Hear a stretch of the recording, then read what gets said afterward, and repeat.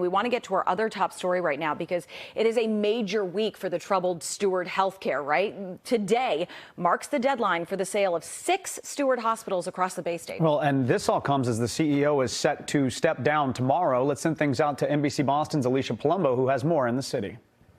Well, today is deadline day for the sales of these Steward hospitals to go through, but questions and controversies remain, like here at St. Elizabeth's Medical Center in Brighton, where Governor Maura Healey seized the property here by eminent domain after the landowner refused to accept Boston Medical Center's bid.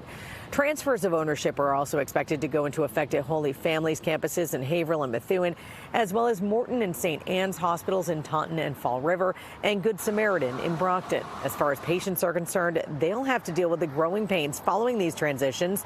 The new buyers will need to manage the planned sale of Steward's Doctors Network to a private equity firm this fall, and they'll have to work on replacing employees who took new jobs as Steward started to decline. Beyond that, they'll be provided with hundreds of millions of dollars in transition aid from the state to integrate the former Steward hospitals into their systems and make much-needed infrastructure upgrades. This all comes as embattled Steward CEO Ralph De La Torre announced his resignation over the weekend. That goes into effect tomorrow. A statement released on his behalf put the blame for the failure and bankruptcy of the for-profit hospital chain squarely on Massachusetts' healthcare structure and reimbursement rates, still not taking any blame himself.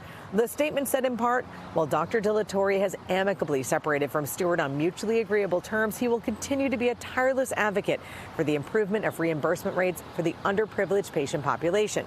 Senator Ed Markey shot back in his own statement, saying this resignation comes too late for the workers, patients, and communities that Mr. De La Torre harmed and abandoned. Now, De La Torre is still being held in contempt of Congress, so it remains to be seen what, if any, penalties he will face. In Boston, Alicia Palumbo, NBC 10 Boston.